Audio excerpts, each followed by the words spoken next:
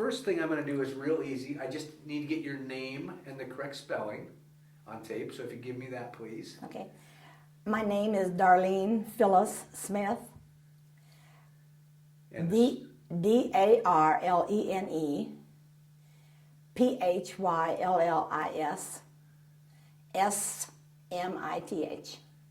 And your maiden name was? DeMars. D-E capital M-A-R-S. Okay. And where and when were you born? In Minnesota, April 2nd, 1924. What city? Jackson, Minnesota. Don't have the faintest idea. It's very low in the state, Okay. but it's still in the state. The only Minnesota I know is Albert Lee, and that's only because I just went to visit a friend there last summer. Okay. And my husband and I were born in that same area. Oh, really? Uh-huh. Oh, wow. They don't have any snow back there right now. No, it's different because it used to be so much snow that it would be covering the tops of the telephone poles. That sounds fictitious, but it was true. Yeah. Do you remember as a little girl what you wanted to be when you grew up? When you played? Oh, I think most little girls want to be a mother. You know? And I went into different things like telephone operator. That was where it was central, and people raised their phone and you said, "Number, please," and took the number. Yeah. But that was very pleasant, but I don't think I thought about that at that time. Do you remember where you were when Pearl Harbor happened? I was there in Jackson, and I've forgotten what time of day it was that it happened. Do you remember? It was after church, I know that. After church. It just seemed like that it was Sunday afternoon. And I didn't really look that up very much about that. But it was kind of a shock to people. Like 9/11 today. You know, it's kind of, this can't be happening. It's sort of feeling. Yeah, it doesn't seem real. No, yeah, no. It was funny. We experienced that 9/11. It was like, you know, we tried to catch an airplane and none flew for a while. We were stuck in a place. We'd been to class reunion. And we could not get home to Washington from there. It was in the Midwest. And, you know, no one knew what to do. Right. The same thing that Sunday afternoon. It was something that never happened, and what's happening? What do we do, you know? It's interesting, too, the perspective being on the West Coast and being further inland, kind of a different feel, too. I know here they were afraid the Japanese were going to be coming over the coast any minute. Absolutely, yeah. Well, when you look back and think about a lot of things, I know that I took a trip really quick after high school to California. And they were experiencing covering of the windows, you know, everything had to be really dark at certain times especially. And they always had to be aware of this big whistle, a siren, because when that blew, wherever you were, you headed for something, someplace. And in walking down the street, I happen to remember going roller skating with a girlfriend, and this happened. And we rushed to the first house that had some kind of a signal on it. I think we were taught that. Go there to be safe. And we went there and we're all huddled with who knows what because we didn't know any of these people until the siren came and we could turn the lights on again. Wow. They really had to watch every light on the West Coast. I'm sure on the East Coast too, you know. How did you get involved with the airplane industry? Well, in 1941, unless your parents were really rich, and I had, there were 9 of us in the family, so my dad was a barber and we weren't very rich. And so we didn't know that except that there was no money for college. And so immediately I knew that, and I went to work there in hometown. And so then later I wanted to branch out like kids do. What's in California? And I had a trip out there. It went back. But then I heard about, my mother actually heard through an aunt that in Wichita, Kansas, that Boeing was hiring. And being that aunt was there, why, there I was in Minnesota and lots of snow there and no money in my pocket. And my sister loaned me $25. She took me to the bus and sent me to that aunt down there. I got in there in the middle of the night in a terrible snowstorm. and got a taxi. You know, everything was, I was scared to death because I hadn't been out like that, especially by myself. I was young, 18, you know. And so then I knocked on her door in the middle of the night and said, you know, here I am. And so then the next day, I went to Boeing and to a certain place where they did the medical examination, the total physical, and they put me to work the next day.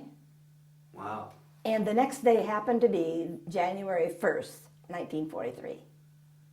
So another, you know, you think back of the things that you do. Another thing, they told me I didn't have any way to go to Boeing to work. They arranged that 6 blocks, at 6 o'clock in the morning, I was to be on a corner 6 blocks away. In the pitch black, all by myself, going down and meeting on a corner, and this car drove up with 5 other people in the car. Are you Darlene? Yes. I jumped in, and we went to work. You know, it's kind of crazy the way we did. But somehow we trusted things more, I think. You know, I'm not saying I wasn't scared walking out that street, but we did trust people. And so, yes, I went to work, and then I went to the classes of learning to read blueprint and learning all about the different sizes and textures of the rivets. Some were hot, some were cold, and what we would do, you know, taught us the whole thing. And then we went to Boeing plants and went to work. How long was the class? It was a little bit over a week. Really? So it must have been Very intense. overwhelming? Yes, yes. Oh, wow. Because it was all things you'd never done before. Never even thought about, you know. And so that was very new experiences for a small town girl. Was the class taught by a man or a woman? I think they were taught by both. And was it a group, men and women in the class, or Yes, all women? all women. All women? Mm-hmm. That I remember. Because at that time, they were really, now this is 43, and men were gone to war, and the women need to step up and do their help with the wartime. And in many ways we did, in other ways, but we also went to work and filled those positions that men had done. We were strong and did very hard work. And it was lots of times with 10 hours a day, 7 days a week. And I know that it was really hard on some of us who always liked to go to church on Sunday. And we couldn't do that. We had to work. Oh, really? Yeah. And because even at that, even when that hard times were like that we couldn't have a Saturday off even, why, it was really hard to get things done. You couldn't go to the stores. None of the stores stayed open at night or on weekends like they do now. And so we'd have to get neighbors to go buy us things so we could eat. And, you know, everybody helped everyone else, though. Was there a patriotic aspect of you going to work for Boeing, or was it because you needed a job? I think at that point, needed a job. And we had this feeling because as time went on, some of our family friends that had been home for Christmas didn't come back. And these things started weighing down on us, I think. But at the beginning, why, it was a good paying job, and we thought it was good. I don't know what we made now, about 75, 80 cents an hour. But that was good for us, you know. And everything else was cheap, too, you know. Wow. Like now, everything's high, they get high pay, but everything else is high that they buy, too. Because a cup of coffee then was probably... Oh, I didn't drink coffee at that time. But everything was really very inexpensive as far as food products, everything. And of course, we didn't have any extra supply of anything. We had the ration books. And if you ran out of something, you know, you're very careful in using your sugar or anything. And if you ran out of it, well, you just simply were out until the next ones came around.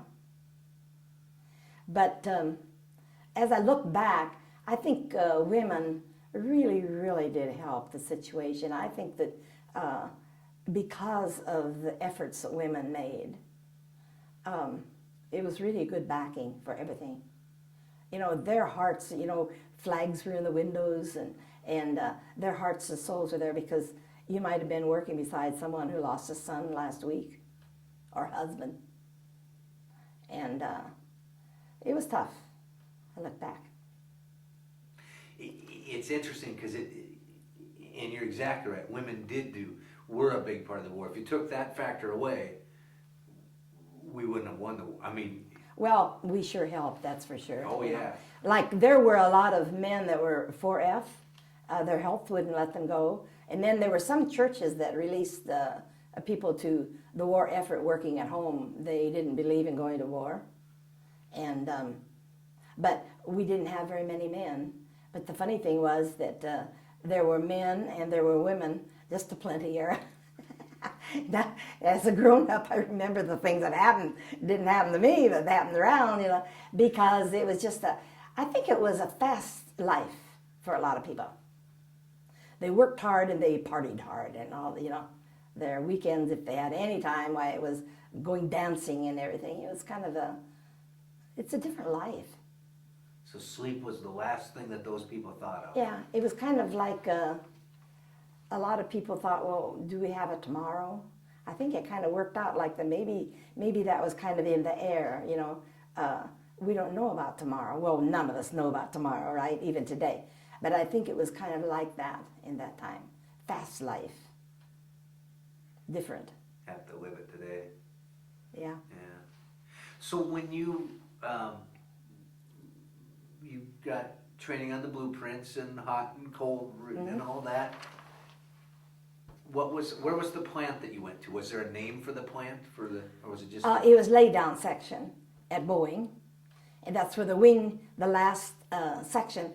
They had been on stand up, and all these parts put together before, and then when they came to ours, it was lay down, and then and being my size, I was little, and I was very strong, hardworking, and I got the wing section a lot of times with the buck that we used to buck the rivets on we put pieces of metal together. So there'd be someone on the other side with putting the rivet in, and then our side, or, I went on the other side lots of times, but a lot of times I was on inside the wings with the iron piece, and that I held that again, and I bucked the rivet. So now explain buck. Buck, I pressed against it so that it was a certain lever there, and it was right. And then we've had lots of inspections, and if the rivet had not gone in correctly or crooked or wasn't the right, whatever, we had to drill it out right in the center. I had to take a drill bit and take it right down there and pop it out and make the hole just a little larger and go on to another rivet. It's very well done. When I take a trip on the airplane now and I look out at the wing and I say, well, I hope they've had good inspection out there. And which model of plane did you work on? B-29, the Enola, the one that closed the war down, really. And that specific plane you worked on? Yes, that was one. And I remember when it was done, there was great joy through the whole plant. And we watched as that was brought out, they kind of tow it out, and it had to go across a road and to the ramp. And when that plane went out of there, there was such joy. It was just impossible to hold back the tears. A job well done. It's interesting because I assume you probably didn't have the faintest idea. I mean, you knew that you were building these planes. You knew they were going over to help our soldiers and troopers, but to know that not only that, you were building this pretty historic plane that went out. I mean, did you even have the faintest idea where that one was going? No. And the fact that it did go and was the one that made it something to really think about and realize that actually something had to happen. And the World War was just that. It had taken so many people and included so many people that something had to stop it. And then it makes you kind of proud that you're a part of it. No one likes to think of what happened to the people because it's always the loving people that suffer, and it just had to happen to stop this thing. And then the big thing about having done this work, I think makes all of us proud that we helped keep the war out of the United States, out of the country. And it was so bad all over, and we lost so many wonderful Americans and other people, of course, that then you sum the whole thing up and you're glad that we were able to keep it out of the United States, out of our soil. Because that probably wouldn't have been too long before it had been something like that. I know, and that's, a lot of the vets have told me, that there's always that argument, was it the right or wrong thing to do? Yeah. But they also talked about how many Purple Hearts they already had made for the number of soldiers that they thought we'd lose if we kept on. Yes, Yeah. yes. And today our children don't have to hear a siren or some big thing and jump and crawl under, of course, they wouldn't have because our children were not here then, but even my sisters and brothers, for instance, back there, they were younger than I was, and they didn't have to hear those sirens and run for the basement or undercover, It was a terrible thing. Yeah. Wars are terrible. There's no question about that. Were there a lot of women working in the plant with you? Yes. It was mostly women. And it was sad for me. I was so young, and it was sad for me to see women like my age now that, like just for instance, if I had to today, I could probably do more, And they left their homes and went to work at Boeing, and Boeing changed them. They had been soft, quiet, gentle ladies at home and probably knitting and crocheting, and they went out there and to me, as I looked at that, I saw women change. They got hard. Life was hard for them then. They got into a world that they didn't know about and didn't control right, I think. I know my mother-in-law at one time said, "Darlene, why don't you swear?" And I said, "Why would I swear?" And she said, "Well, my other kids that work at Boeing say that everybody does, so they do." And I said, "Well, I'm not a follower, I'm sorry, because I didn't like that, Was there not really an attempt, but as the women came into what was stereotypically a men's environment, did they try to take on the man image and spit and chew and swear, or did they keep their femininity about them? That's what I think I saw with some of the older women that came. I saw it with them because it was so obvious, I think, because they came as a different person than they were like a month from then. Maybe they were telling dirty stories and laughing, and all this. I was slow to get into things like that, and so I viewed that. I studied them because I was a tall Christian, and I just saw a change that wasn't good. Yeah. Now, was there a good change for women? Did it open up some doors that hadn't been opened before? Yes, I think so, because I think that it gave women a chance to reach out and do some things in their life that they never would have, went to work and became a kind of a different person than just one. Women always, it seemed like, just worked at home, worked really hard, took care of children, and they taught school, some things, but this really opened up a new avenue for women, I think. And a lot of it was good, because we need women in this world, and even in the working area, there are a lot of women that really make a change. What did you do when you left the Boeing plant? I worked I at... need to interrupt for just a second, because speaking of women. But I think I went to work for the fire department. Oh, really? I had a very good job at the fire department. So what you did at Boeing, did that give you some skills to take with you, or confidence, or? Confidence, probably. But by that time, things had changed, and I was pregnant, and I was not able to just sit at home either. And so anyway, my experience then with the fire department was great. Just the fire department, like in those days, like the telephone job that I had, all of the important calls come through there. And this was in Wichita, Kansas, and as big as it is now, it's hard to believe, but all of the ambulances, the fire calls, the emergency, everything came right through there. Wow. I would answer the phone, and then the dispatcher that worked with me, just he and I, and we would send things where they, it was different completely than it is today. What was I'm going to back up just a little bit, the plant at Boeing. If I were to close my eyes and you paint a picture of me and describe what the plant looked like and the people screwing around, what did the airplane plant look like? It was big, and it's just a big place, because up above they had rigs where they took parts of airplanes. They would connect with them and take them clear across to another part of the plant, and so it was high and big machinery up there, and I never did see an accident though. They did that so well, and then everything was big. You had big areas when the whistle blew. It was time for you to have a 5-minute break while you walked out to a certain line, and the people that were smoking could smoke in that line. And they put the cigarette out and go back, And we had cafeterias there. And then everything went down to the basement. When you went through the basement, it was tunnels, go to different directions of parking lots. And they had guards at the gates as you come and went.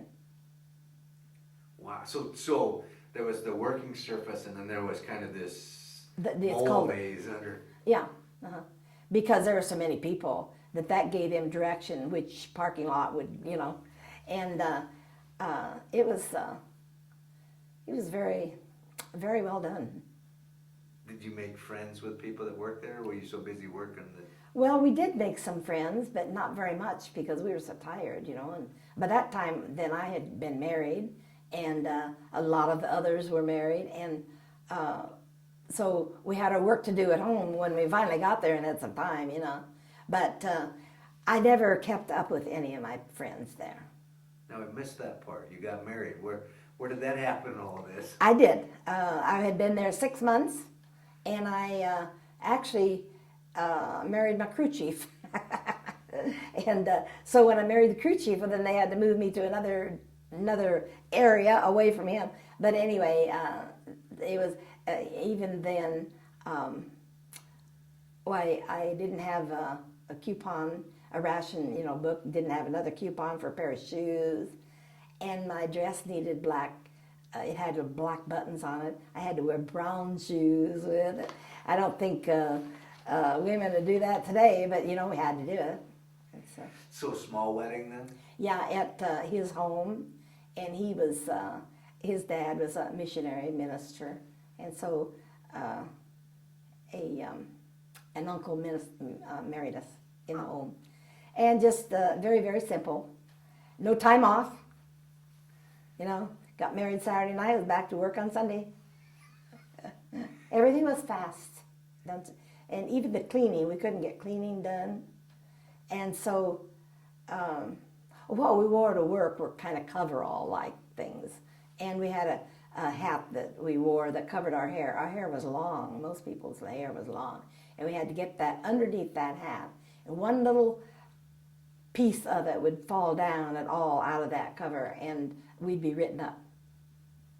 And we didn't have any protection over our mouth, and all the stuff that we worked with was very, very bad, and I am severe asthmatic today, and I believe that it stemmed from there, because I had to lay out patterns and sew and cut a spun glass stuff that fit inside of the wings. That was the insulation.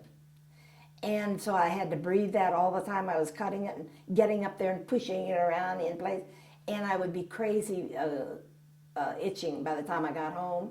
Now all the time I was breathing that. Now that wasn't every day. Yeah. But when it was needed. And then we didn't wear anything over our ears. Now today they do.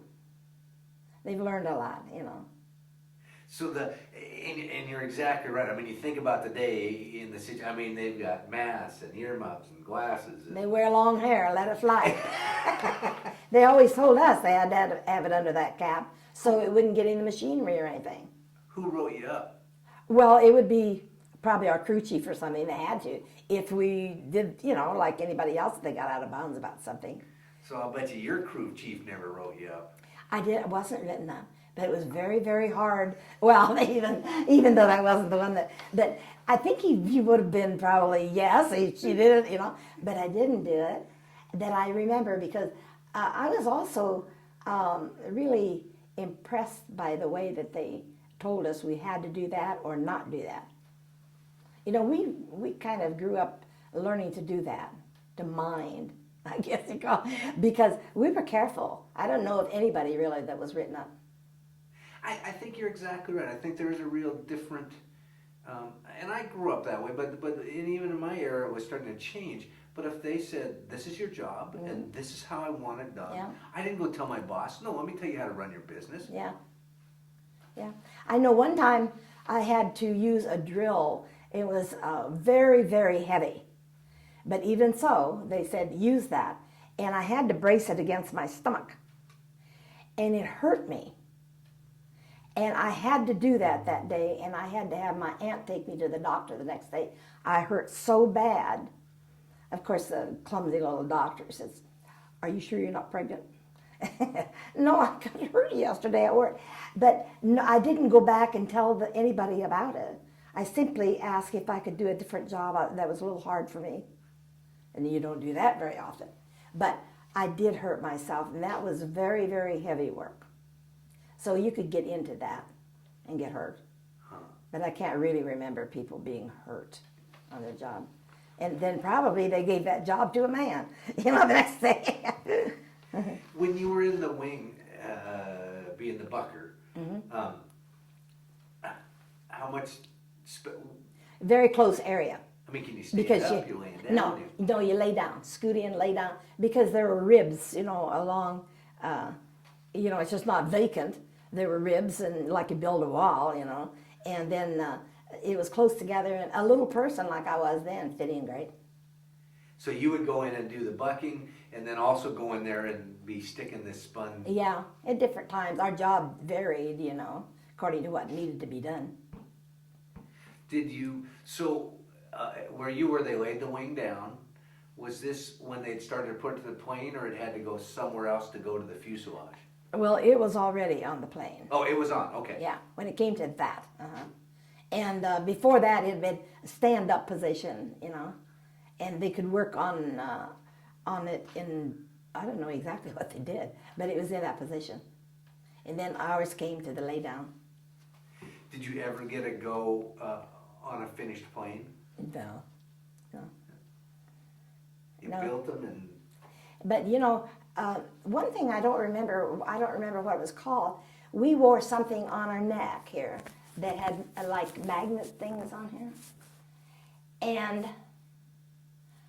we'd be on the inside, and someone could wear the same thing on the outside, and we could talk to one another. Oh, wow. Like, no, yes, or, not talk. But there was a little bit, I never figured out what that was that we wore. Wow. You never know with it being, with all of it being military at the time, you might have actually been dealing with kind of new technology there. I don't know. Some wireless... Yes, it was. I'll have to do some research on that. I'll have to see if I can find it. So it's a little collar thing, a little magnet. It was like it wasn't elastic, like a ribbon. And then it had a little like magnet here on the throat. Huh. But then the outside, whoever's on the outside, had the same. Which makes sense. I assume that the plant was loud. Very loud. Very loud. Banging and... Yeah, and that's why we didn't have anything on our ears to protect our ears. They should have. But at that time, you grow and learn. That's what you did. And nobody knew that any of that would cause any problem back then. Uh-uh. In fact, we're just coming out of an era where people didn't live long enough to have health problems like that. That's right. And then people my age are listening to the music that the kids are listening to. And we say, wow, That's too bad because they're not doing anything but listening to that and probably hurting their ears. Now that's interesting that you say that, because if I were to go to a shop today, okay, whether it be a furniture factory or something like, there's going to be a radio playing somewhere. Yeah. Were there radios or anything like that playing? No, no. It was just the noise of things in a big room, like, you know, lots of noise. Welders No, we going didn't. on? Yeah. Mm-hmm. No music. As I said, it's so funny because now you think about it. I mean, I've been to paper mills and furniture factories and machinery, and there's 5, 6, every station has a radio going on, turned up to try to hear it over the noise. Yeah, they do. Yeah. Which shift, did you do day shift, night shift, swing shift? I did day shift for a long time. And then I didn't ever do the night shift there. I did the night shift at the fire department later. But I did the day shift, and I was started at it, and they just left me on there.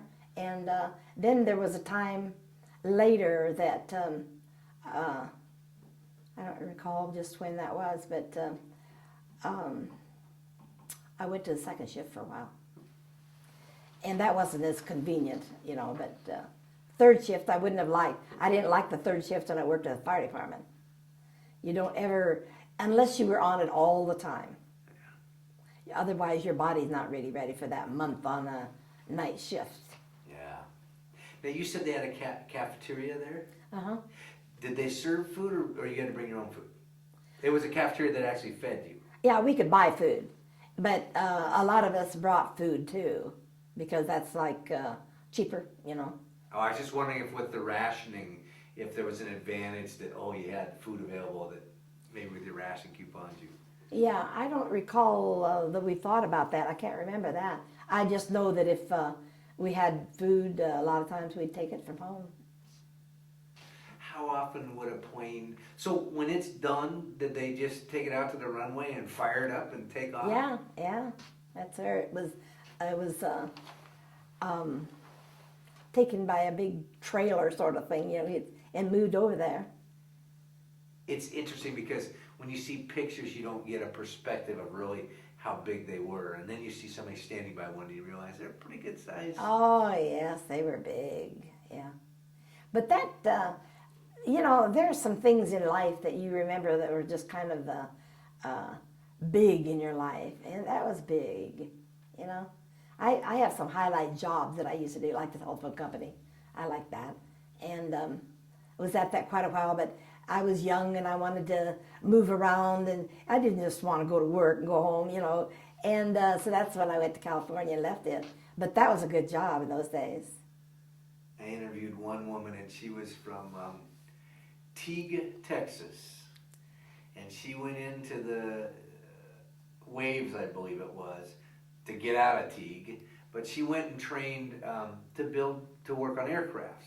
Today. And she'd learned how to weld, and she wrote a letter. She was so excited. She could weld aluminum. She could weld steel. She wrote her dad a letter, and her dad wrote a letter back and said, "Darling, that's not very ladylike, and I would like you to go tell your commanding officer that you aren't going to do this anymore." And she said, "Could you imagine me going to my commanding officer and saying, it's not very ladylike, sir?" Yeah, he was sitting back there, never could figure that out, you know. Yeah, it was a change. It sure was. So your crew chief husband that you met, I assume that he respected the women that worked there and their Oh wisdom. yeah. It was really good, and I really that's another part because that turned out to not be a good marriage, but it was good then, very good, and you know, people were kind to one another really, and time went fast. Like today, time is very fast. Yeah, it just keeps speeding up. Was there much discrimination against the women, or were you pretty well accepted coming in? Oh, I didn't feel incrimination. I just don't know. Didn't feel it. However, I do know that coming from Minnesota and coming down to the, you know, that was kind of south to Wichita, Kansas, I saw more colored people than I ever saw. But everybody was kind to one another. I can't remember anybody being unkind. Were there colored folk working at the plant? Some, Oh, there were. Women? I can't, yeah, some. Not very many of any. But maybe there were plants more south of there. I think there was one at Atlanta, wasn't there? Down south, and maybe they worked more down there. Yeah. I don't know. Well, yeah, because again, the geographics of it, wherever. Probably. Like you said, Minnesota is a I didn't- pretty vanilla. Well, it was then, Yeah, you know. I think it still is. Yeah, yeah. So, and a lot of corn. Yeah. It's good, though. I think that's a beautiful state. A lot of lakes, you know. So. So what was your favorite part of being involved with the airplane industry?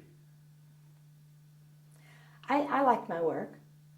I did. And then at one time when they needed someone to jump on the scooter and run around doing the mail call and, you know, at every place, and I did that. I thought that was fun. So, you know, you kind of moved where they wanted you to go, where they needed you. They even went by one office, maybe if the work was slow or done there for a little bit, they could move them all over into another area. They just had a way of handling people that way, keep them working. Did they issue you your coveralls and all that? No, but even then it was kind of hard to do that because I was living with my aunt and I had to hand wash my clothes and then iron them, you know. It was hard, but it was nice. I wish I had that, little coveralls, but I wouldn't be able to wear it today. It was nice. Did you have a nickname? Did I? Yeah. I did in school. My husband still calls me that because now we've gone full circle around. We both got married, left school, you know, got married, and then we came back together, and he always called me Dolly. That's what I was called in school. But when I got out of school, I didn't tell anyone that name. I was called everything Frenchy. I'm French, you know, and whatever, shrimp. What do you call little people? Shrimps?